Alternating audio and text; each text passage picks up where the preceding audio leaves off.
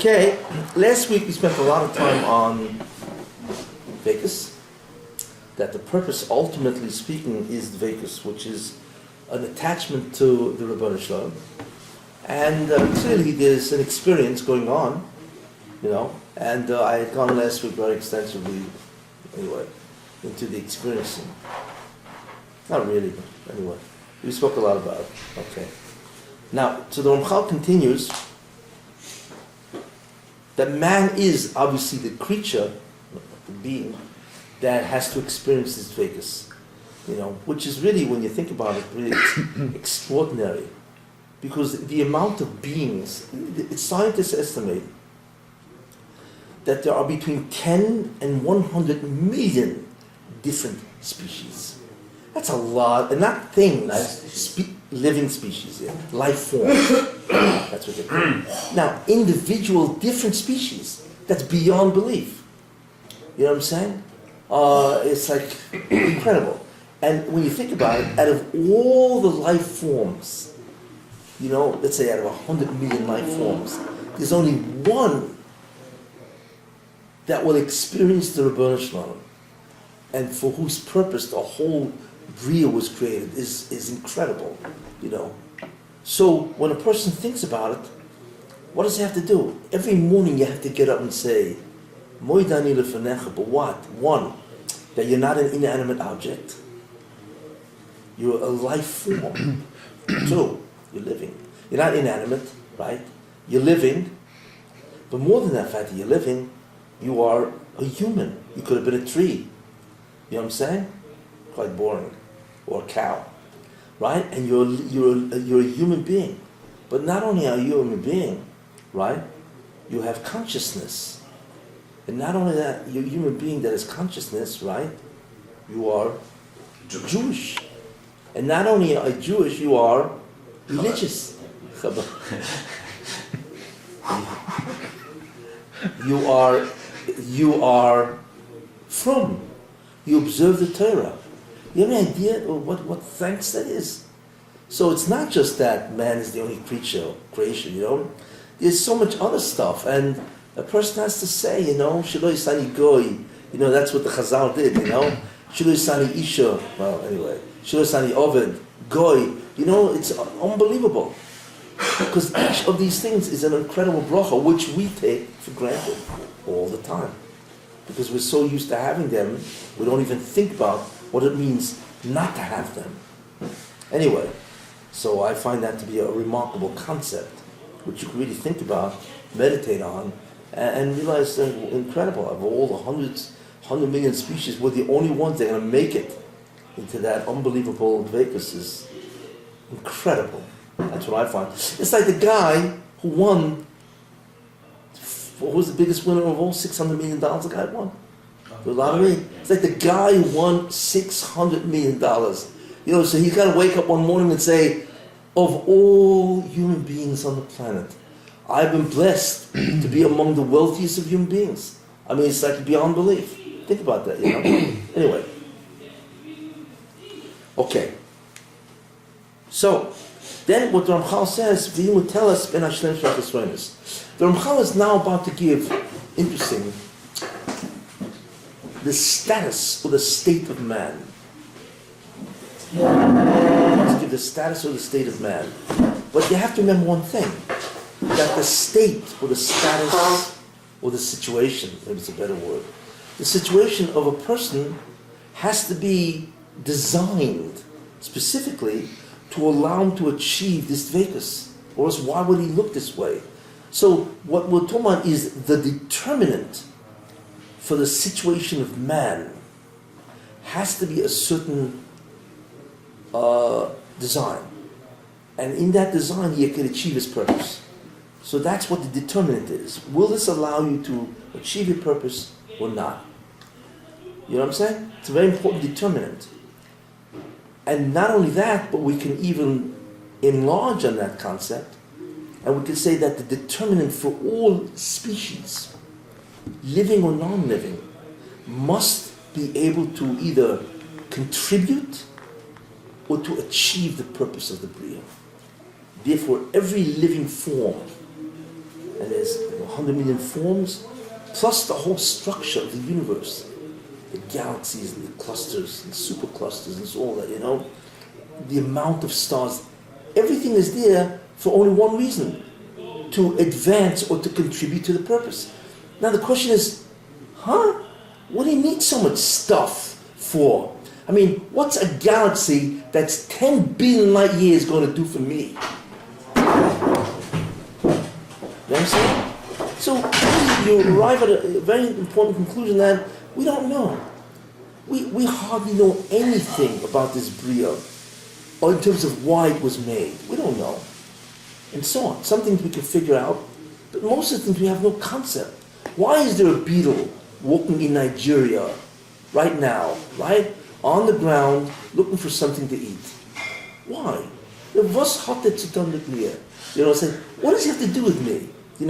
Yet that beetle in Nigeria is walking on the ground looking for something to eat. And if he did not contribute to the purpose of creation, he wouldn't exist. Wow. So people don't understand that you need a justification for existence. You don't just merely exist because the Baruch decided, why not? It's like a shotgun, spreads out and creates a lot of people. No. Every molecule that the Baruch is mahaveh, which means calls into existence, must contribute to the advancement of creation. So then we begin to realize that we almost know nothing about the advancement of creation. Interesting. And not only that, why does a tiger look the way it does? It's not merely the existence of a tiger. Why does it look the way it does? Why does an elephant have a trunk? The Baruch didn't have to do that. So that's the second very incredible idea. That not only is what exists have to have a justification, but the way it exists has to have a justification. In every single detail. Down to the quark, which is the inside the nucleus of the atom, needs a justification.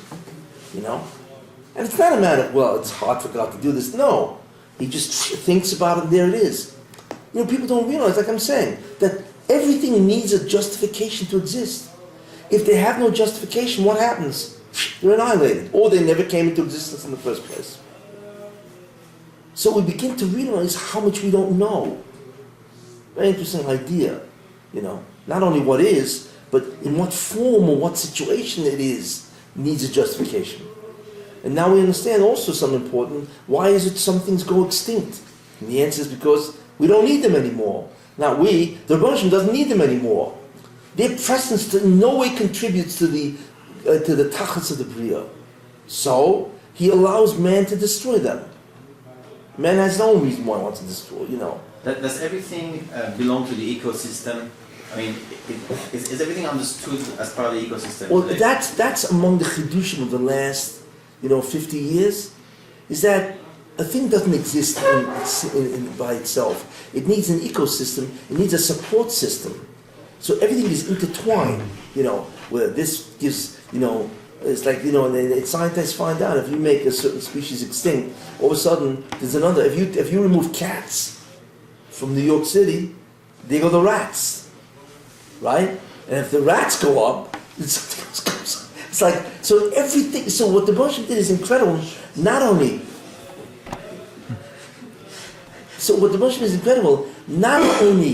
does a thing need a purpose or of existence, and not only its situation, right? The whole interaction of the Bria is incredible. It is incredibly complicated. The interactions that if all of a sudden there's something that's not around, then it doesn't interact. But then something else is missing, and something else is missing, and so on. So it's trillions of different phenomena. Why is the Gulf Stream warm? Why is it some streams are cold?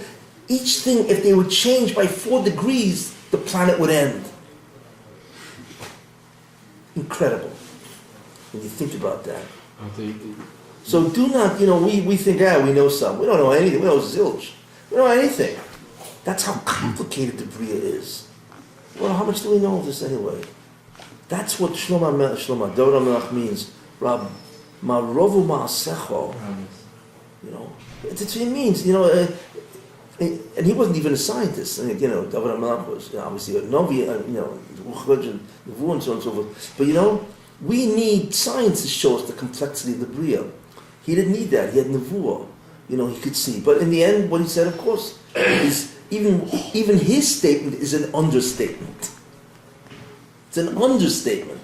Ma rovu ma'asecha. How great is your work? It's an understatement. You know. So clearly then, if everything needs a situation to contribute to the advancement, we certainly need the right situation to advance, because we're the guys who do it in the end. You see? So the determinant for everything that it is, the way it is, how it interacts, you know, and how long it survives, is all determined by purpose, tachlis. So the Ramchal is now going into the situation of man. You know, that's what he's going into, you know. And why man is the way he is, because that's what he needs to be to do the tachlis. It's a simple concept, but it has a lot of expansions to it, you know, so, okay? That's what the Ramchal is going to go into in many ways in Perek Gimel. Okay? Any questions so far? They just found out that black holes They found out what? play black holes Yeah? play an integral part in the formation of galaxies. Yeah. Well, they In knew that terms of- before. No, well, that there was the jets when the black holes eat up all the matter, Yeah. but eventually they get full and they start expelling matter. And when they get, basically, it all works out. When a galaxy gets just the right size, that's when they stop. That's when they stop feeding. When they find this out. I mean, 3 years ago. Or something. yeah. Black hole expels matter. That's interesting. Because what happens is it's a singularity, Nobody gets too much and it starts. which is interesting. I have to know that. Okay. Anyway. I'm saying that everything worked out. They Yeah. figured everything worked out just Yeah. right. Yeah. Yeah. Yeah. I'll mention just one, which is really fascinating. By the way, it's one of the proofs that God exists. I mentioned this idea. There was a book written on it by some British physicist. Actually, he's an astronomer. What's his name? Rees. He realized there are 6 constants in the universe. And the mathematical figure of these constants is like 30 digits. Okay? For instance, you know, the gravitational attraction, you know, is a constant, you know. Scientists realize that there are 6 of them. And if the last digit, how big is a 30-digit number? A decimal. It's beyond belief. You know, there's 1/10th, 1,000th, 1 billionth, 1 trillionth. What are we talking about? You know, so we talk about something, you know, 0 point, and then you got decimals. The further out you go, the smaller it is. So when you get out to 30 digits, it's like, this is absurd. It's so little, you know. If that 30th digit, 29th or 28th or whatever, was off by 3 digits, in other words, from a 4 it went down to 3, or from a 7 it went to 8, then that phenomenon the universe could not exist. It's unbelievable. And there are 6 of them, each one different than the other. For instance, let's take an atom. You know, the atom is composed of basically a proton, which is a positive charge, and a neutron, which is neutral. The problem is that like charges repel. So if you have an atom, let's say, that has 80 protons in the nucleus, that's 80 things pushing away. So the question is, why is anything stable? Why is anything stable? What? Wait, so therefore, there has to be some force which actually pulls all the protons together, because without that force, everything flies apart. And we're composed of atoms with nucleus, protons, you know? So there's no stability in the universe. There is no universe. So because what keeps it together? So the answer is a strong force. There is 4 forces of nature, which scientists realize. One of them is called a strong force. That in the nucleus there's actually a force that holds it together. Incredible. You can measure the force. you can measure the quantity of that force, and it goes out to 30 digits. If that thing was off by 4 digits in the end of the decimal, then the universe couldn't exist. So what's the probability that force knew that it had to be equal and opposite to the repelling force? How did it know? You know what I'm saying? And there are 6 of these types of phenomena. For instance, a star. A star is nothing more than a body that is constantly having hydrogen bombs explode. That's what a star is. A star is nothing more than matter, hydrogen, that is constantly fusing together. It's a hydrogen bomb, it's called fusion, and therefore the star is blowing up. I mean, it's massive, The real shot is, well, why doesn't it just blow up? Gravity. So the answer is gravity. So you have 2 opposing forces. The thermonuclear reaction of a hydrogen bomb is incredible. And the star is one big hydrogen bomb. The sun is about 800,000 miles wide. And the earth is only 8,000 miles wide. 8,000. And the sun is 800,000 miles. And the whole sun, which basically consists of hydrogen, the nucleus of the hydrogen is fusing, creating unbelievable amount of energy. So the sun is nothing more than a humongous hydrogen bomb. So the question is, so why don't you just blow up in the end, therefore no stars exist? And the answer is because gravity. Because gravity holds matter, attracts, and nobody even knows what gravity is. It's beyond belief, So, but it has to be equal. The gravitational pull has to equal the explosive push. If it was off, in that 30 digit, by that 4 digits at the end of the formula, there would be no stars. No stars, no planets, the universe doesn't exist. So there are 6 of these phenomena that if they vary by 4 digits at the end of 30 or 29, there's no universe. So, and it's not that one is tied to the other, each one's independent. So that's the biggest proof that there had to be a supreme being. It's impossible to have been done by chance. How could chance do that? How did chance know that the exact push and pull has to be within a certain limit? That's only 3 digits or 4 digits at the end of a 30-digit number, or 30 decimal number, I should say. No, just a brilliant chance. A chance. Brilliant chance. Who? The brilliant chance. Brilliant chance. No, when you look at and you realize, so this guy wrote a book. His name is Reese. That was his first name, He said the name of the book is the 6 constants, and so on, And scientists are stuck. I mean, it's a pliatzuma, So he tries to give an answer, which is, the answer is absurd. They have no answer to this. There's no answer. No probability exists that could have made a universe that can exist with push and pull exactly equal to allow atoms, stars, and so on. So anyway, but again, when the Russian designed the Bria, he designed it in a way where it can stability, or else there's no Bria. Anyway, so Ramchal wants to go now into the situation of man. So the first thing he says that man, the most immediate situation of a human being, is that on one side there's shlemus, and the other side is chesar. Automatically. We are not perfect beings. We'd like to think we are, but we are not. And the question is, so therefore we lie between perfection and deficiency. That's where we lie, And then the question is, what is perfection and deficiency? It's another question. In what are we perfect? And in what are we deficient? But the first thing to do is that we are smack in the middle of this. That's what he begins to say. Obviously, why? Why should man... A malach is not deficient. A malach is perfect at the level he was created. He's perfect at the level he was created. There are 10 classes of malachim. Okay? 10 classes. Okay? The lowest class, the highest class, and so on. And at whatever class he was made, there's no deficiency. There's no improvement possible.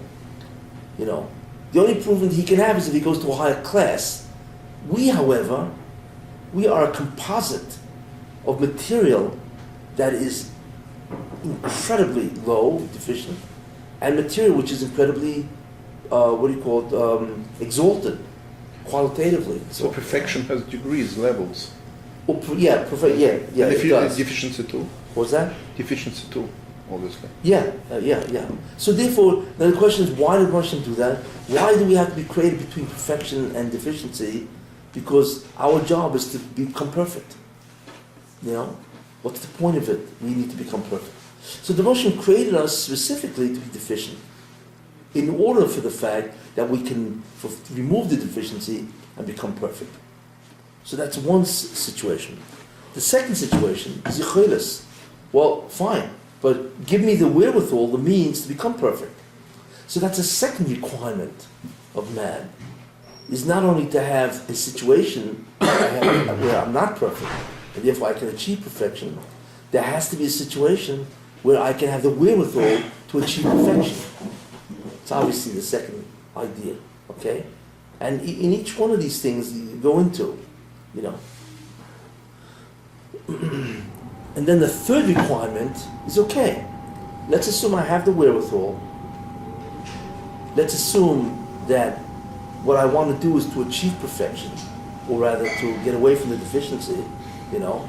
But who's compelling me? No. You have to have bechira. You need to be able to do this because you want to do this. There cannot be anybody compelling you to do this. And that was the old problem of Namdik Sufa. In other words, you need to be the cause of your perfection. You need to be the cause, or you need to be responsible for it. Then it could be said that you are the master. You're the one who did it. Clearly, if the Baruch Hashem makes you do it, you're not the master. And then it would go against the whole concept of Derech Hashem, Namdik Sufa, which I had given a shir a while back. You know what I'm saying? So that's a third situation. You need to have bechira. You need to have free will. Free will is a very difficult thing to understand. Very. First of all, you have to understand something. Nobody has total free will. Nobody.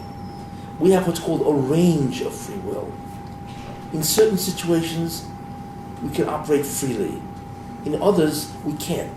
We are compelled to do whatever we have to do. You know what I'm saying? If the Russian wants to punish somebody, for instance, then he will compel him, let's say, to drive or to walk in a certain area. He doesn't know why. He thinks he has free will. Why? So that maybe he can be injured or damaged or harmed. He didn't have free will. Now, we cannot discern when we're operating freely and when we're not. We don't know.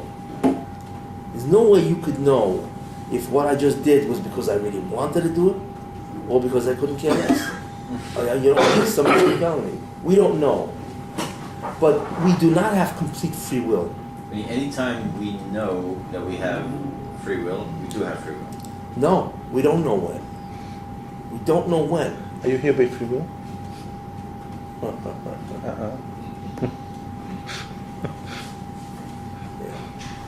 I mean, hopefully everybody's here because of their free will. Because of the instincts. I would hate to think your wife threw you out of the house and said, go to his shir. You know? But we cannot differentiate when we have and when we don't. The important thing to know is that we don't always have free will. A lot of what we do is compelled. You know, if the person wants to reward you, you know, then the right lottery number is going to fall into your hand. You know? And you're going to win the lottery. You know? It wasn't free will. Where the numbers come from? The Russian gave it to you.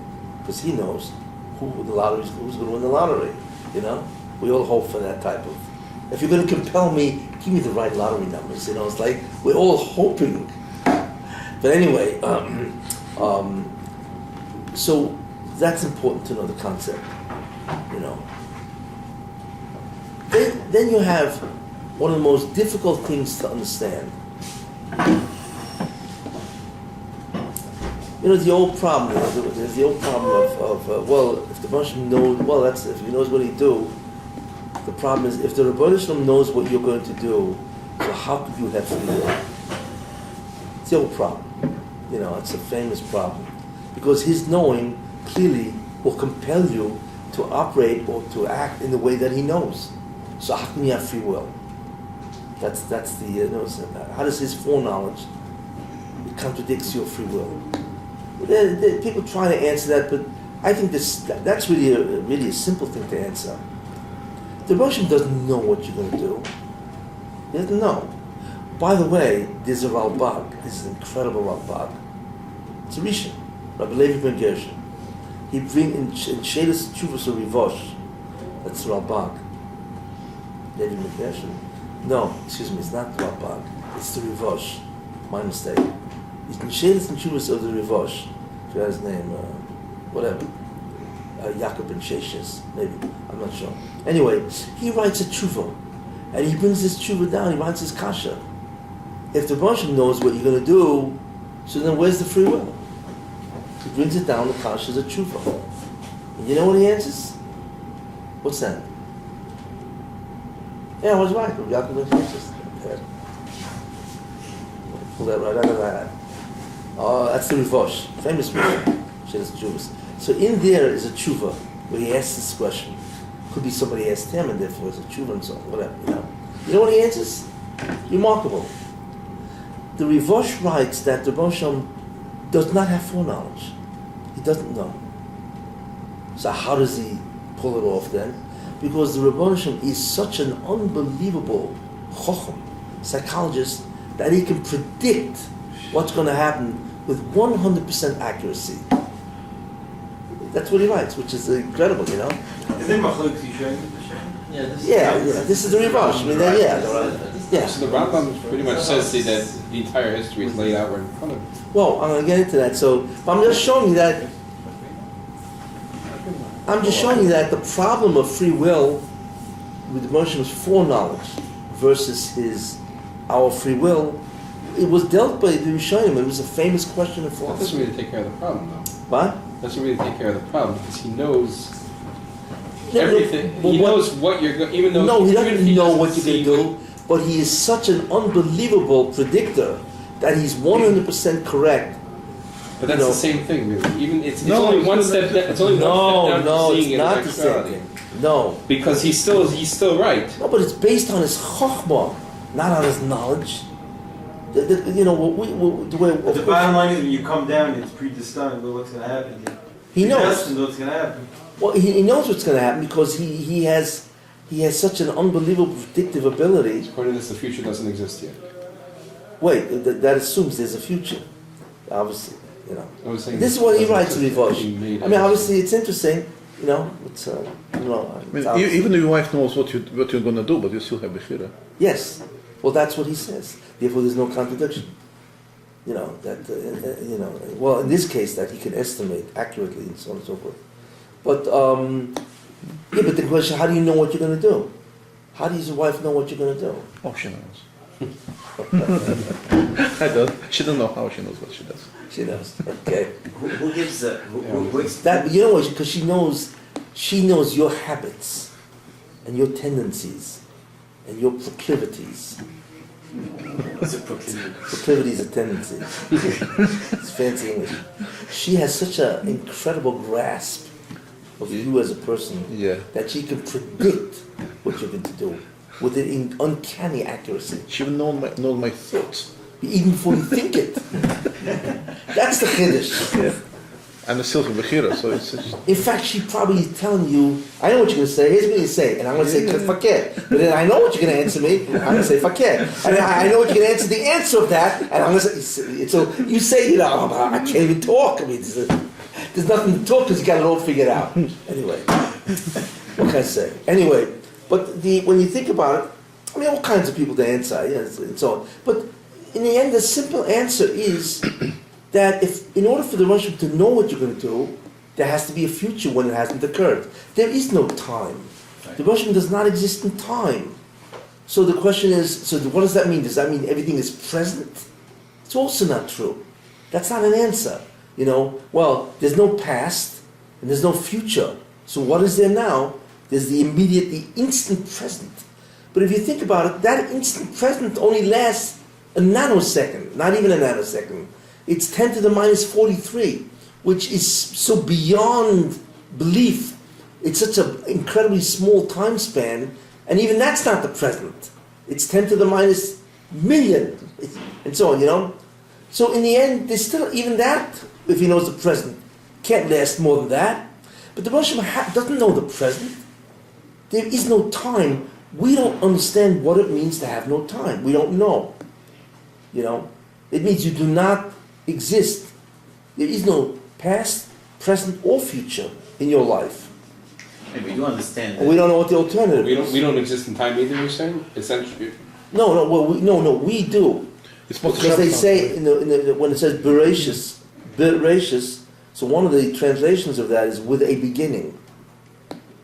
Means with time, with the phenomenon called time, the Hashem created the Bria. You know. But he does not exist in time. Therefore, he doesn't know what you're going to do, because there's no future. See, the whole thing, according to his being, doesn't exist. So there's no problem. His knowing of what you're going to do has nothing with time. That has nothing to do with the future. Because there is no future. Right. So it's what isn't. I mean, he knows what your bechira was. Yeah. Or is. Yeah. Now we don't. Of course, we have no concept of what time is. You know. But how does it work? Like in space, time is not the same as over here, right? That what? Time in space, is it the same? I mean, is it moving at the same speed as time on Earth? That's another thing. Time doesn't. I mean, I always thought if you take twins, I always heard, but I never like really looked into it. Take twins, one is on Earth, one is in space. The one in space is going to grow at a much slower speed. No. You're into Einstein's theory of relativity. That's number one. Okay. Now, Einstein, it's not that time is different. Einstein held that motion alters time and space. In other words, if you're in motion, if your speed is 90% of the speed of light, light travels 186,000 miles a second. It's pretty fast, or 300,000 meters, depending on what you want to say. Okay. Yeah, so Einstein said, that nothing can travel faster than light. Nothing. Which is interesting, because there seems to be things that contradict that, and so on. But that's number one. That's his first great statement, that nothing can go faster than 186,000 miles a second. And by the way, that means light goes around the Earth 7 times in 1 second. That's why communications is almost instant as far as we're concerned. The second thing he said was that the faster you go, the more time slows down. Real time. We don't understand what that means. That means time contracts. It goes slower. Or the rate or the duration of existence is slower. So therefore he says that if you have twins, this is what you mean. And one guy takes off in a rocket ship, and he's going almost at the speed of light, right? And 70 years comes back, or he's been gone, let's say. So when he comes back, his twin will be 70 years old, and he will be 20. Because since time for him slowed down, he doesn't age as fast. Whereas the guy on Earth aged 70 years, he will only have aged 5 minutes. Sorry. No. What? I'm not sure I understood. I don't know if it's a topic now or not. No, Okay. you meant because... No, I just wanted to ask if there was a concept of time, different speed of time elsewhere, and No, could it help us it's understand? motion Okay. that determines the rate of time, not anywhere else in the universe. Yeah, but everything is in Anyway. motion, so What? Everything's in motion. It's so motion. makes a difference. Anyway, That's the difference. so Rabbi therefore basically got rid of the so- question. What? So what we did was get rid of the question, because the whole question doesn't make sense if there's no time in the... Yeah, so therefore the whole question is There is no future it's to know, moot. you just... No but it- question. But But that's not the real problem. It's funny, nobody really mentions the real problem with the concept that we exist in time and the Hashem knows what we're going to do. The real problem against Bechira isn't the problem of God's foreknowledge and our free will. That we can solve. Like I said, no time. But here's the real problem.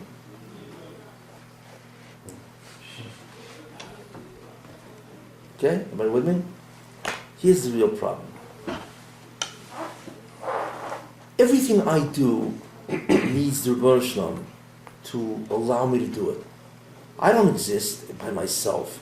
The Rebbe Shalom has to constantly say, exist, exist, exist. That's Mechadish B'chol Yom Tov, In other words, the Rebbe Shalom brings the universe into existence. And then for every instant of time, he has to say to himself, be. If the motion would be distracted, if you could do that, for an instant in time, then everything will evaporate instantly. Interesting. So, so the last thing we want to do is distract God. So you begin to think, well, do I really want to talk to him? Because maybe he'll get into my conversation. He'll forget, but it's the end of the universe, Thank God the Moshe can do multitasking. Multitasking, which means he can do the universe and he can also listen to our prayers. Anyway, but what's interesting is this. If everything that exists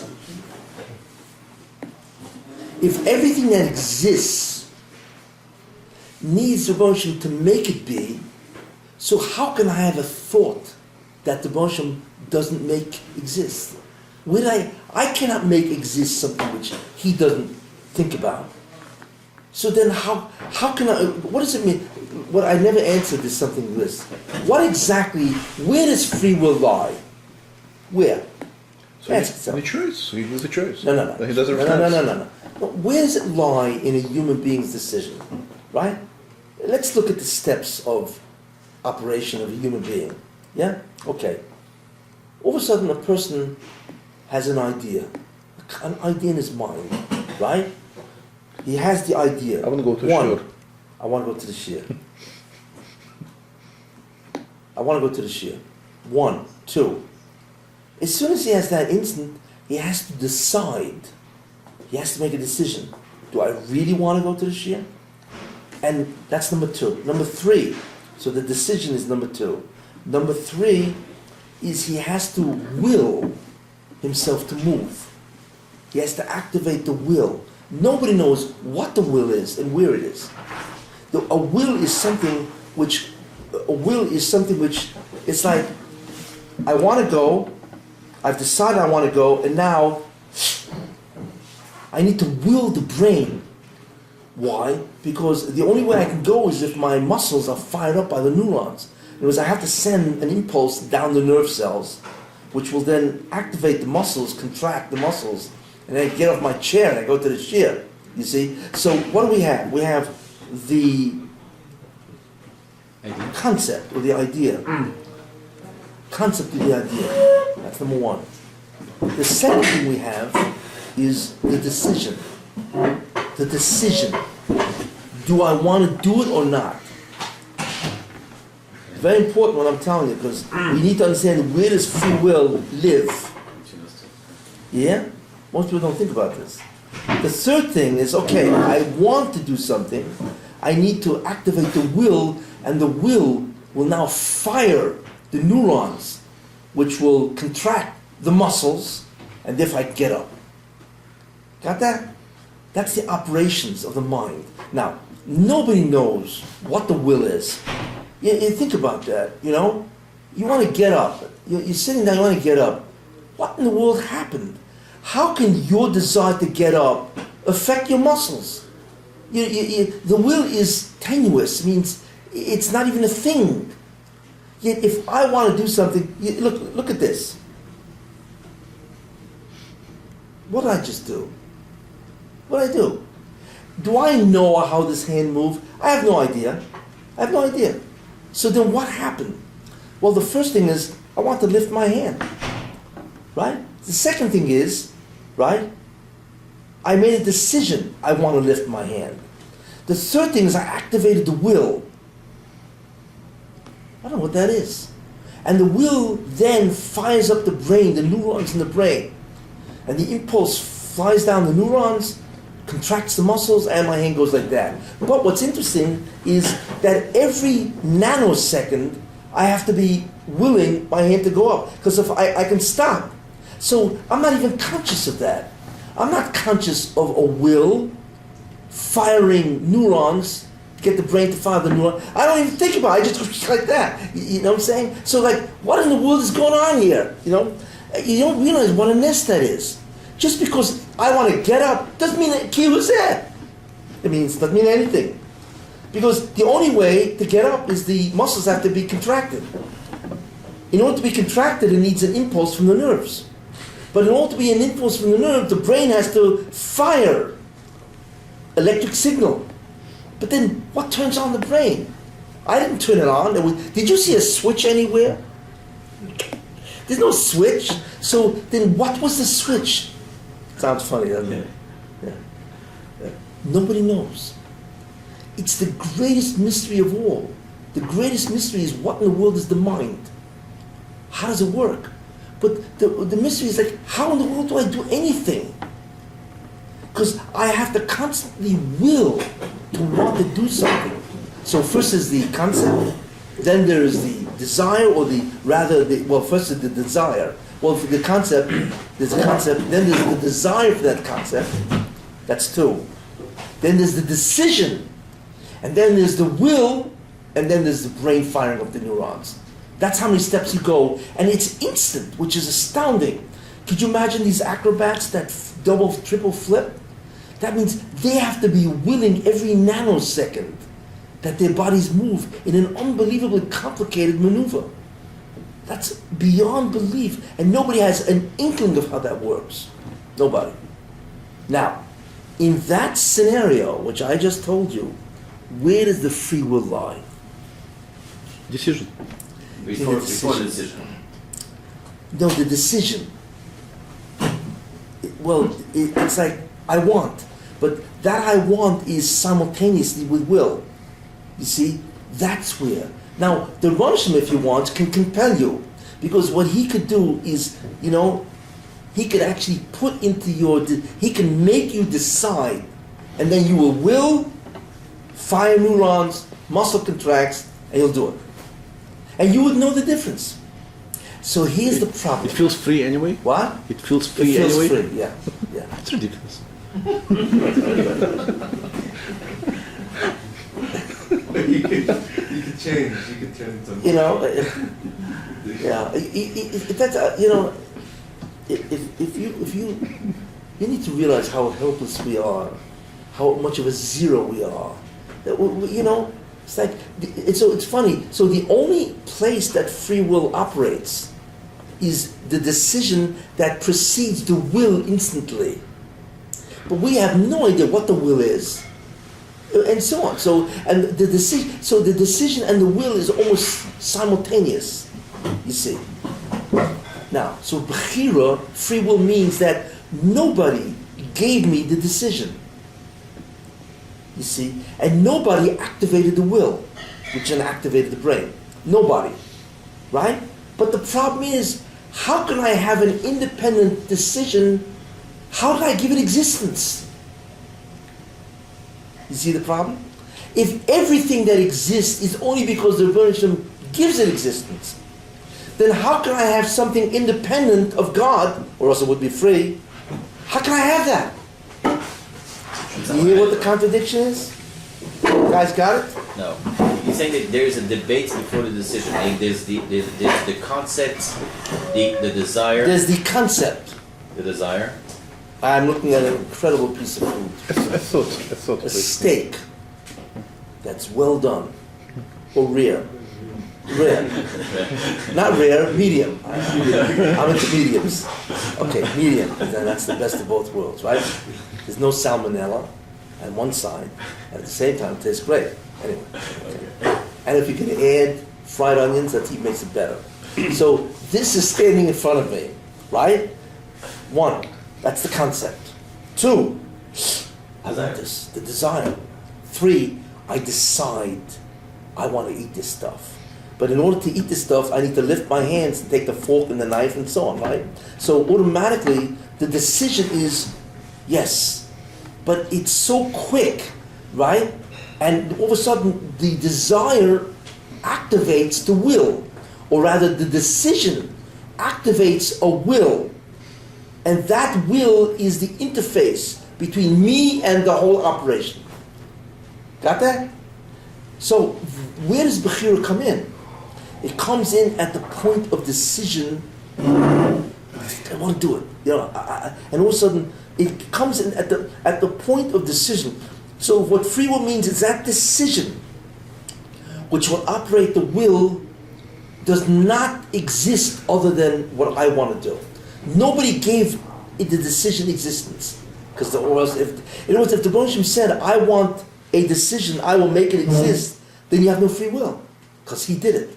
So the question is, how can I have a free will, or rather, how can I have free will, when the decision itself needs to be given existence by God before I made the decision? I can't make a decision on something that doesn't exist. That's the problem. If we believe that the Rebbe Hashem is the mahaveh of everything, so how can I do something that he is not mahaveh or make exist? That's the question. I have no answer for that. And the interesting thing about that is that that question is hardly ever dealt with. Everybody's bothered by the foreknowledge of God and my free will. That's what they're bothered with. And I can answer simply, God doesn't exist in time. So there's no such thing as interference, because nothing will be, there's no future. But this one nobody seems to say. I can say. What? I can say. Yeah, that's after I've said it. No, I can answer. You got an answer? Sure. Okay, what's the answer? We are not independent, we are part of Hashem. So Hashem took that part which makes the decision, said this is going to be you. And we are Why part is of that. that an answer? Because, that's... I'm not God. No. In fact, according to him, I don't exist. Eined Mavade means we don't really No, exist. but we are like in him. We are No, part. you understand, we are not the boss of existence. Can you make something exist? Forget about the the free decision, will. yeah, the decision. Wh- We are both on the decision. He You took don't that know- part of him, No, whatever that means, and he said, this is going to be you, and I have that. No, But you're not. I have it through him, in a sense. Look, believe me, you ain't part of him. It's something immediately very important to understand. That's number one. You know, I mean, really, how do you think he wants to have anything to do with you? But anyway, that's a joke. That's for sure. But anyway, I'm not beyond him either. no, you understand. No. You understand. You cannot make anything exist. You're not a boire. What does it mean to be a boire? What does bria? What does a boire mean? The only thing we can do is discover, investigate, or observe. We can do nothing more than that. We cannot make something exist. Why? Because we cannot give it existence. We can make it a decision. It's exactly what You we understand? are. We don't have the power to make anything exist. He gave it to us, no? No, but if he gave it to us, then we can do it on many other things also. Why only this? He gave it limited. He said, this is what you have. You don't know what you have. No, but we don't. We're not God. We can't do it. We're not a being that could make existence. It's him. If he gave it to us, he's still giving us the thing. It's not us. We don't originate existence. He does. So the question is, if we don't originate this stuff, how can I have it independent of God? Where did I get it from? I don't have that power. There's one thing I don't. He created the Bechir. That's a creation. That is a thing. How do we know that? Because it That's says given. Yeah, no, because it says ubachar By b'chaim. time. So he That's created all. Other than that, Now, the way we know with that is the same way as his symptom is the Bria. Just like how could the Bria create? How could there be a Bria B'klal if he exists and we don't exist? That's part of the symptom that he made such a thing, a fake world that we could the existence. So Mela, the Bechir itself, it's the fake. Same thing in the Bria we have in the Bechir. Why is Bechir a bigger kapta No, and how we- the Bria could stand without the Eibshast existed? wait. We have a right to think within the logic of this universe. Number one. Number two, there are certain transcendental laws of being, right? They're part of the Bria. We can think in those terms, okay? One of the things we know is that there's a thing called existence, being. A second thing we know is we can't do it. We cannot bring anything into existence. We know that. With that logic, how in the world can I bring something into existence without God having brought it into existence before me? Simple. But that's a good question. It's impossible. Within the laws of our universe, this cannot be. It is an absolute contradiction. Because we don't exist To, either. it's an absolute contradiction to the laws of to the concepts of this Bria. We don't exist either. The whole existence is No, not but doesn't us. make doesn't make So them. the text is in our world we exist. So he made our world just completely. No, but God does not violate it's not violating. fundamental concepts. It's not, It is a violation because we don't have the power to make existence. We cannot make anything exist. We don't have power. But we find that Bechira gives us the power. How? What does that mean we have the power to make exist? How? If everything needs him to make exist. What does it mean? We're not God. We can't make something exist, even if it only be a decision. If I was compelled, Anyway, I don't want to belabor the point. If I was compelled, let's say he forced me, right? If he forced me, Yeah. then how do I do it? No, Let's say, how do I do it? Terrence says, because he forced me to do it. So why can't he instead didn't of force you. He puts the decision in you, and you think it's So yours. he's in charge of that decision. Correct. So why can't he give you that in charge of that decision? He can't That's the because thing. we don't have the ability to make anything exist. Decision doesn't mean creating. Sure it does. It's a Why? decision. No, that is It's no, a decision. no. It's not a creation. Exactly what? Now, A what? decision is a created is Oh, something. a created idea. No, Well, what is it's an abstract being, but it is a being nonetheless, isn't it? Even an abstract being is an existent thing. How can I have a decision which is an abstract concept? It's an abstract phenomena. Even abstraction it has an existence as an abstraction. How? It's not, and it's a decision on something. I decided something. How? I don't know anything. I'm a zero. What I'm saying is that within the ideas of this universe, this concept is incompatible. That's all. Yeah, he can do whatever he wants. But like I said, we are beings that do not have the ability to make something. We cannot give existence to anything. So if that's the case, forget it. There's no free will. So what's the answer? That's the problem. What? So what's the answer? I don't know. I don't know anything. I admit it. Free will means that I did it myself and I didn't need help whatsoever. What? That's a cliffhanger. They don't do it. That is a cliffhanger. Even, look, Rashi says any there. I certainly am nobody. I think any there. And Mendel, I don't know. I want to say it's worse than that. I don't find anybody who has that problem. That it's worse. It's takavus. Yeah, they don't have to. You know why? Because they don't realize what the Russian is, and they don't realize my absolute dependence on the Russian for everything. They don't realize that. Free will means I did everything myself. I came to a shutvis. No, that's what free will but means. When I only- will, it's free. Nobody made the decision before me. That's what free will means. True, Free will true. means It must have my unencumbered, input. If it doesn't have, unhampered, Mendel, if it doesn't have unrestrained my input, will. then it won't happen. What was that? Free will. If it doesn't have my piece, it won't happen. But once I decide to do it, I could join forces with something else. But what's the once you Activate decide? it. But No, that's what the decision. once you decide? Who is that once you decide? What gave that once you decided existence? God. So therefore he preceded your decision by giving it existence. You cannot make a decision without it having existence. Who gave it existence? How can you You attribute? You can't make it into existence. No, but I don't. So free will is mutually exclusive of this bria. Why can't you? Anyway, why can't you? I want to Answer, belabor the point. why can't you answer like the multiverse idea that both options Right. exist Exactly. and you choose one of them? It doesn't answer the question. Still choices. How do you make a choice? I mean, the if you- choice that Ruvain chose is itself a concept. Exactly. Well, it doesn't exist unless God makes it exist. Then I can't do it. Well, if I need Him, that's compelled already. In the historical. But like he's context. asking that. You cannot have anything that exists independent of Him. Because where'd you get the existence So from? maybe we do have that power.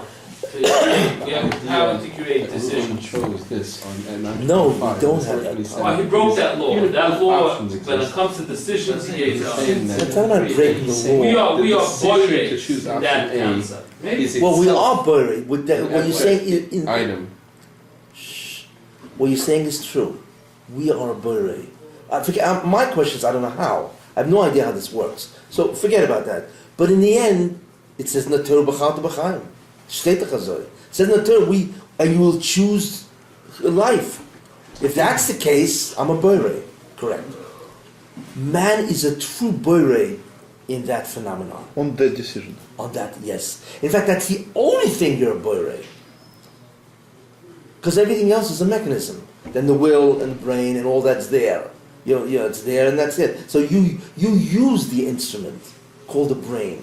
The brain in this context becomes your instrument, which is interesting.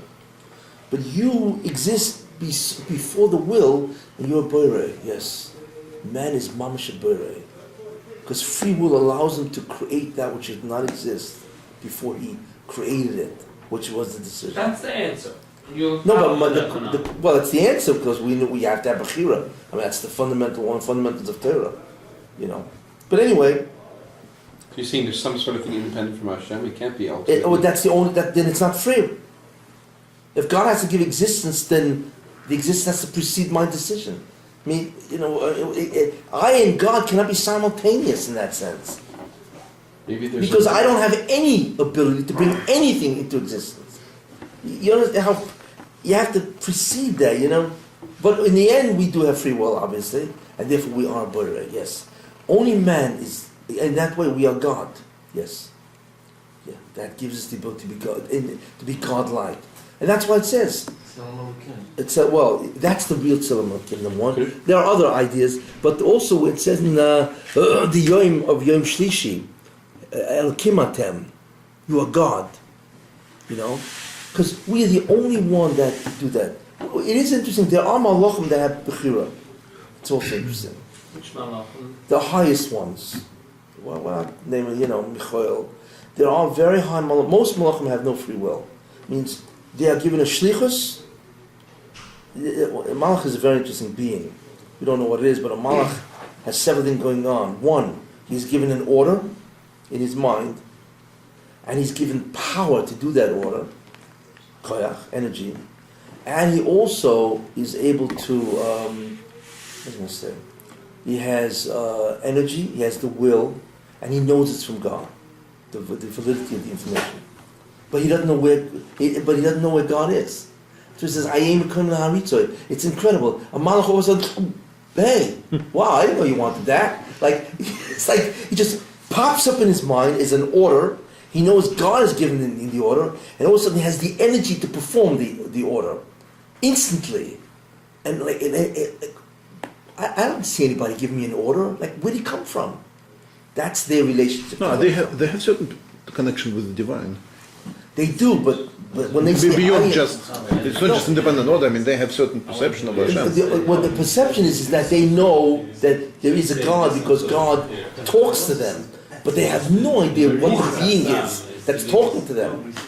The malach communicates with God, but he has actually no concept of who or where God is. But he knows it's God. That's called the epistemological, which I mentioned last week.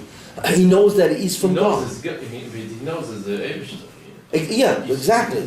So in that sense, he's completely aware of a being called God. That's true. But he has no idea why, because the Moshe doesn't sit in front of him and say, by the way, I want you to do something, It's an instant if he has a mind. I don't know what Malach has, but let's assume he has a mind and so, something appears in his mind. And there it is. Yeah, it's like just an order with energy, and he knows it's the Moshe talking to him. But he has nothing, he knows nothing beyond that. I'm sure maybe, he has feelings, which is dvekas or whatever and so on and so forth, But he has no experience with the origins of any of this. Dvekas by him is Shira, going back to his Shoyrish. Shira is a response to his dvekas. Correct. That's right. Shira is a response of the hasaga of an incredible experience. That's what Shira is. So in this week's parsha, the malach went back. Yeah. That's right. So some malachim have bechira, which is interesting. It's not just man. Most malachim don't. They get orders and that's it. If they can actually decide. If they choose not to do it, it's suicide. Well, that's what it means they don't have. It's not that they can't deviate. They could deviate. It's just suicide. They're jumping off the cliff and they see it. Nobody would do it. So that's the difference between us and them is we don't see it. We don't see you jumping off a cliff. They do. Well, they communicate with God. I mean, he's a real being to them, although had no concept of his origin. Remember, you were saying that they can't. Amchal says they can't what? They can't deviate. They don't have bechira. They do. The Amchal says they can't deviate. The malach is just suicidal for them. Well, no, it's not that suicide. Wait. For instance, the malach, no, they get punished, but no. For instance, the malach with Lot, right? There were two malachim. Sure, they were high, but what's the difference? So they made one of them made a terrible mistake. It was terrible. He made a mistake, He says, "I will save you," or something like that. What do you mean, I? Excuse me. So he was punished. I think they threw him out 400 years or something, of Pamali Shemal, or whatever they did, So the question was, how in the world did he say that? Where was his, So you have to say he had free will, he made a mistake. Well, how can you make a mistake if you have no free will? It's impossible. And if you made a mistake, how can you be punished? You didn't do it. So clearly you see there are malachim that have free will. And therefore he made a mistake. What they don't have is they have no Yetzer Hara. Their will is not based on taiva. It's based on truth. His problem was there was a certain distortion of the truth that it's not he, it's the Rebbeinu Shalom. You know what I'm saying? We have bechira on taiva and all kinds of, he had his mistake was, truth and non-truth and so on, But obviously he made a mistake. The Ramchal there speaks about it. He says when the message from the connection is not so clear, and he doesn't get his message really clear, that's when they have bechira. That's when they can deviate. Usually they know exactly what's wanted from them. But when they're not connected fully to the shirish, they sometimes get a foggy message, and that's when they can do bechira, and that's when they can get ibud. No, bechira is independent of what they decide to do. Bechira is a facility. It's a faculty. It's a property of the being. It's irrelevant if you can employ it or not. Does the malach have bechira or not? He does. It has nothing to do with if the message was vague. So why are you splitting it between higher malachim and lower malachim? Let's say it's simple. Every malach has bechira. No malach will choose that because it's suicide. That only the highest malachim, You know the upper categories. That's what it says. I mean, it's not my chiddush, I saw it. I forgot where I saw it years ago, But I gave you a raya for that. I gave you the raya from Meloit. The Malach made a mistake when he says, "I will save you." That was a mistake, so how could he be punished? Yeah, because I'm coming from the Ramchal das Tunis is mashma all malachim have bechira. No. Anyway, no, it's a contrary to the story. I mean, I'm giving you a raya from the Meister of Loit. It says over there malach has bechira. It doesn't differentiate between which malach. No, but there are. Most malachim have no. Why is it that way? Because they're messengers. Because they're instruments. So, but why higher ones do have and lower ones don't? Why is it cut out? Okay, it's a study of malachim. Oh. It's called angelology. You went in there. It's called the study of angels. Yeah. It's a whole limud, all malachim. Because most of them inhabit Yitzira, or Yitzira. Some of them are much higher into Bria and so, Like why do they need bechira? Why is that concept necessary? It's like why? Because there's no namdik sufa. Yeah. Whatever. That's a good question. What do they even need that faculty for? And so on. But anyway. The Samach Mem has bechira. Maybe that's why. Well, yeah, because he has bechira. But anyway, that's therefore. That's bechira. We have an understanding. You need it in order to be the master of your choice, and that will allow you therefore to have no namdik sufa, no bread of shame, and therefore you are held responsible. That's the key for whatever you do. We just went on the ideas of bechira. There's a range of bechira. There's no thing that's total bechira. In certain situations you do, in certain situations you don't. Depending on schav yoinish, if much wants to punish you or reward you, you don't have bechira. You will make the decision, which obviously will bring you the schar or the yoinish, the reward or the punishment. So again, we have no idea. We cannot discern when we have bechira and when we don't. There's no way we can know. And the problems of bechira in terms of foreknowledge and so on. And, that's the free will and so on and so forth. And goyim, everybody has bechira, even goyim. If you have a tzivu, you have bechira. Can't be. All human beings have bechira. Only animals have no bechira, obviously. So if your pet parakeet starts singing, or your pet dog comes over to you, there's no bechira there. And you should know one thing, which Ramchal will say, so that has a tremendous bearing on what happens. Because man has bechira, therefore his act can affect the bria. Not affect the bria. Because we have free will, there are consequences to our act that can affect the bria, the upper world. Why is it telling? That's called isarus delatato. In other words, since we have free will, the isarus delatato means the movement starts from below. means Shemayim waits. They don't do anything. They wait. They wait for us to choose. In other words, we are a true cause. That's what Bechira means. And Isarus Dilatata means that the awakening of energies comes from below us, because we have Bechira.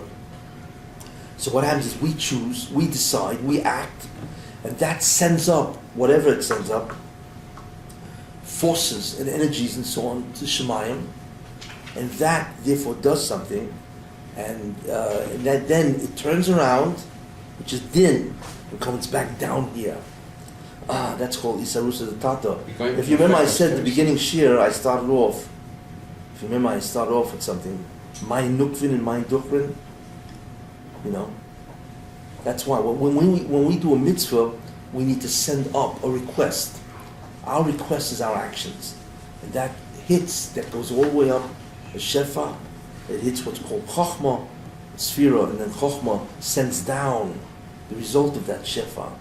And that's called Isarus Delatato. Which one is Nukvim and Duchim? Man and Mad, yeah. Which one is it? Oh, no, when we send up, that's Duchra. And when they send down, it's Nukva. Duchra simply means a masculine, because a male gives, whereas a female receives. So when we send up Mein Duch, we send up a request that goes up. So you know, and then when they send down, that's Nukvin we receive. You know. But in any case, whereas everything else is Isaud Deliela, they can do nothing. Shemayim says, I want you to do this. They are like robots. Animals are robots, fundamentally. They have absolutely no free will. Everything is decided for them. You know, if you walk in a forest or the jungle and a tiger looks at you, lion, whatever, that lion is not operating from free will. The Shemayim will determine what that lion does to you. Does he have a choice, but the will, the decision is made, is forced, or he has no choice? By an animal? Yeah. No choice. There's a teva, means that disguises the fact that it's Shemayim that always directs them. Teva. So we say, well, the tiger, it'll do as nature is. You know what I'm saying? But but what's really happening is Shemayim operates by what's called rules. Rules and regulations of operations of Shemayim, it's called nature. That's what nature is. It's rules and regulations on a consistent basis of how Teva works. Therefore it's called nature, because it's a consistency of rules. That's all nature is. It's a consistent rules. But the rules are always generated by Shemayim. That we don't realize that, you see. A ness is when all of a sudden, it's still generated by Shemayim, but there's a deviancy of the rules for whatever time, and that's called a ness. But in the end, even the rules are arbitrary in a certain sense. So who made the rules, but can you violate the rules? Why not? The rules are not absolute, they're arbitrary, which is a very important idea. And that's what Rabbi Chanina ben Doisa said. When his daughter came to him and said, we don't have any oil, we just have vinegar. So what do? Because vinegar doesn't burn, right? Not combustible. So Rabbi Chanina ben Doisa says, so what's the problem here, So what the problem is, it doesn't burn. He says, look, whoever said oil burns, will say vinegar burns. So what's he really saying? Was it a ness? Theoretically it was, but really it wasn't. All he meant was that the rules of combustibility is not absolute. It's arbitrary. Because the Moshe wants things to be able to be burnt. But it's only totally in his ratzon, his will. If he doesn't want it, it doesn't happen. In other words, there's nothing in nature that forces God to make combustibility. That's what he really said. It's an economy. They put on the vinegar and it burnt the whole Shabbos. It was even better, it burnt the whole Shabbos. So, and he was right. That's why if you go into a forest or you see any threat by any living form, is absolutely Isarusa Deleela, which means that the Isairus of Shefa, of Bechira, is from top to bottom. And therefore, but when it's consistent, it's called nature. So that's all animals have no free will. Whatever they do is based on rules and regulations which have consistency. Period.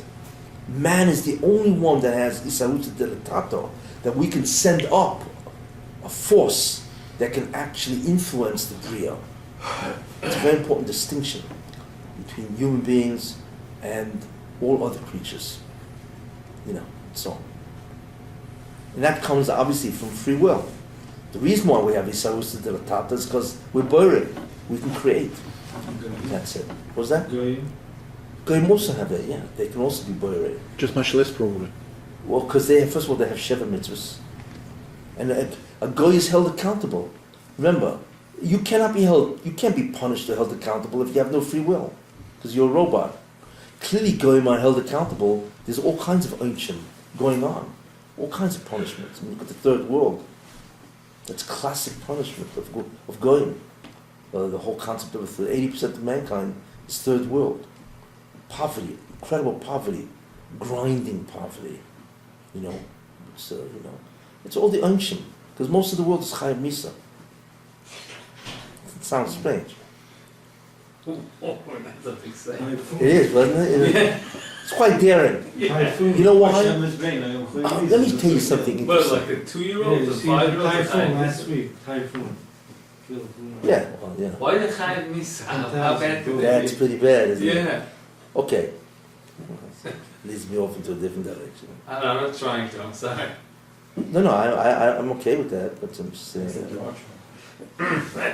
Most of the world is chayav misa. There are 4 judicial equivalents. It means if you get it, really, instead of dying, you get this. There are 4 things that are considered dead. Blind, he's considered as if he was dead. If he's poor, Yaakov Avinu with Alifas, he's considered dead. If he has saras, he's considered dead. And a woman that cannot give birth to children, childless, is considered dead. 4 people are considered dead. What does it mean?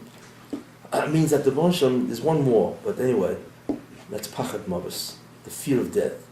If you go through something which is a fear of death, you think that's also a judicial equivalent of death. In other words, what the Bonsham has is a selection. He can either kill you because you're chayav misa, because you did something which is chayav misa, or he can give you the other 4 or 5. So there's 6 things that are death. 5 equivalencies and 1 death. Okay. Most of the world is chayav misa. You know what I mean? It's incredible. Right? I'll give you a classic example, which nobody understands. Slavery in the United States. Yeah. They're all chayav misa. Why? If a Jew kidnaps another Jew, that's the Aseret Dibros. That lo signal, if you shall not steal, isn't stealing, it's kidnapping. Right? You're chayav misa.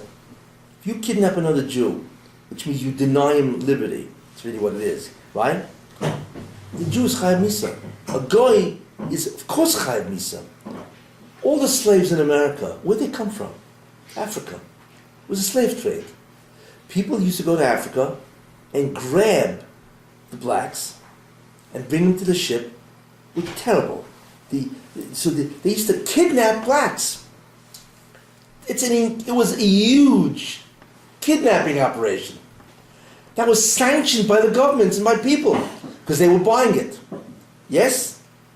So therefore, millions of slaves, millions of blacks in Africa, okay, let them live the way they did. But they destroyed them. They separated them from their wives, their kids. It's unbelievable what that did. They took and put them in, the ship conditions were terrible. They brought them to America, and there was a slave trade, mostly in the South. Now ask yourself, they're all chayav misa. The guys who kidnapped them are chayav misa. The ones who bought them are chayav misa, because they're messiah to the avera of Avdus and so on and so forth. So the whole America is chayav misa. It's astounding, because everybody sanctioned and condoned slavery of people that were kidnapped. Chayav misa. Back then. Yeah. Back then, everything gets punished. There's not an iota that the Bonsham overlooks. Okay? The Bonsham will bring them back with Gilgal and make them all suffer. But he'll make them suffer in different ways. For those people of chayav misa, he can put them, they'll be born in the third world, right? And in the third world, they have terrible poverty, early death, terrible suffering, incredible poverty. That's a judicial equivalent. And since 80% of the world is third world, they're all Chayav Misa. That's why else are they poor? For those people who are not so bad off, they will be born in the industrialized world. America, England, Europe, where it's more industrial, where it's a normal situation, you know what I'm saying? But that's why. In fact, the Zohar says that. So we're good. What? We're good. Well, we're good. Yeah. We were good. No, people don't realize this. What does the Zohar say? Why would the Bonsham make 80% of the world poverty? In India, you know what they make in India? What do they make in India? They make $2 a day. You know what it is? They make $2 a day. I once read that 1 million people sleep on the streets of formerly, what was it called? Mombasa, not Mombasa. What I'm talking about. What's the? What was big it? city in India. Yeah, what's it called? Mumbai? Yeah, Yeah, but Mumbai. changed its name. Yeah, it changed its name. It used to be Bombay. That's not No, it used to be no. What Mumbai used to be? Bombay. It used to be No, Bombay. Was it not Bombay? Bombay. What was Bombay? Oh, I forgot. Achilles. I mean, really tough. You said this is a Zohar. What does the Zohar say? The Zohar says that in the end of time, many people come back and be poor because they're Chayav Misa. Well, the question is, why would the Moshe do that? I mean, why is 80% of the world poverty? And the answer is because they're Chayav Misa, and this is the oynish that they have to go through to alleviate the Chayav Misa. It's tragic. Why are they coming back? What? Why are they coming back? They're going. What's it? Right. Why are they? Because it's the oynish. The slavery is also for them also. Geneva gave us all the that. show video. Yeah. What? What's the ending of the whole Gilgul and Einish? Oh, maybe why not Gehenna? Yeah. Why not Gehenna as that's for that? Yeah. What are they doing? I don't know. Why does anybody, how does Hashem determine? Do I give it in Gehenna or do you come back here? I don't know. I mean, it's all part of the cheshbonis of where do you get, what do you get and where do you get and so on. But that's the concept over here. That's why, So you think about that, and now forget about America, the rest of the world, the pogroms, the crusades. I mean, what's going on here, how much chiyuv misa there is. It's unbelievable what's going on. That's why billions of people are poverty-stricken. Interesting. Yeah, because this is all mishpat, justice. These are people who are used to be, whether it be the Assyrians, or the Babylonians, or the Romans, or the Christians, the Crusades and the expulsions of Jews and all the other, the terrible, the Black Plague when they killed so many Jews, or Chamelniki, the massacres and so on, so Tach V'Tad. There's no free ride here. You come back and you get it back, we don't know what happened to the Philippines, the typhoon. We don't know why. We cannot identify who's what. But what are we going to say? That hurricane was Shaloi Kedin? Can't say that. Because the Baruch Shem says, Sadik v'yasha. That's what it is. Now, I don't understand what they did and why them and how the Baruch Shem singled them out. It's beyond us. But there is no such thing. Anyway, that's the main idea. So, how do I get into this conversation? Me? No, how do I get into it? It started off with poverty. Bechira. Free will? No. I don't remember. You gotta rerun the video to see how I got into this. But, so the main idea is that, so therefore, this is the concept of Bechira, where we are truly a Borei. And we're a Shutaf. That's what it means, we're a Shutaf. If we don't have Bechira, we're not a Shutaf at all. We're not a partner to God. But since we can create, literally, we are a partner. Because the universe waits for us. Oh, Isawusa del Tata, del El, and so on. The awakening from on high or from below, and so on and so forth. So therefore, we are truly we are godlike. I mean, that's why the Malachim look at us and say, wow, How's it possible? The whole first series, Aleph and Beis. The whole what? Parakim Aleph and Beis. Yeah. Created. You've shown us how that there's nothing outside the existence of HaKadosh Baruch Hu. Yeah. And all of a sudden you're saying there's something that could be outside of that. Well, the first parak dealt with God. Who is He? But The now second that you parak have dealt that with idea, purpose, tachas. Now the third parak is going to go into the conditions I understand. But that you allow have this that right that tachas. nothing that if God is at least the way we understand Him, existence itself. Yeah. How could it be possible that we can create something outside of that structure, outside of that essence? Well, that's my question. We can't. Or we can, because the Torah says, but it's unknown. It's a contradiction in term.